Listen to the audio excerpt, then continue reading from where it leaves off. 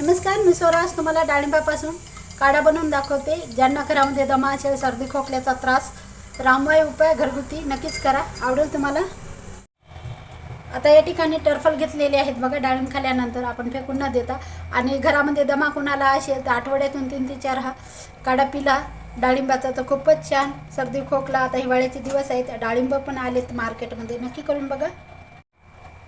आता एका पातेल्यामध्ये टाकून घेते मी। आता त्यामध्ये टाकायचं 1 ग्लास पाणी। आता 1 ग्लास पाणी टाकलेलं आहे, त्याचा आपल्याला अर्धा ग्लास शिजून करायचा आहे। मंद आचेवर हे छान टरफल शिजून घेते मी।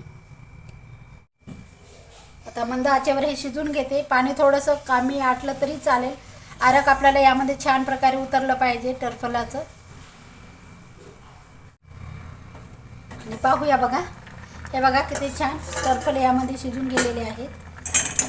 बऱ्यापैकी अर्धा ग्लास पाणी जवळ आले बघा याच्यामध्ये। आणि टरफल शिजायला कमी जास्त वेळ लागतो। आता हे बाकी आपल्याला काढून घ्यायचं आहे, सेपरेट करून घ्यायचं पाणी। आता करून घेते,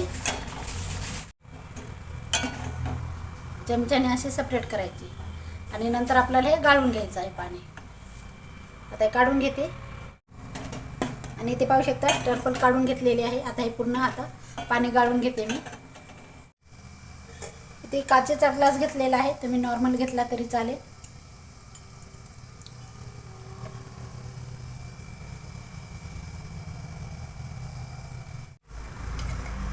चमच्याने थोडंसं खालीवर करून घ्यायचं आहे।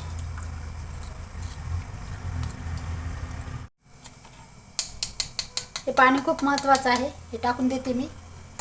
परत एक वेळेस गाळून घ्यायचं पाणी।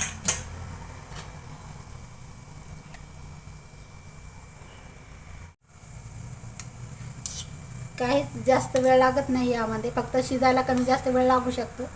ज्यांना दमा आहे, खोकल्याचा त्रास आहे, हे पाणी नक्कीच पिया। आणि कोमट असतानाच हे पाणी पिऊन घ्यायचं आहे, थंड झाल्यानं मजा नाही येणार, थोडासा आराम पडतो।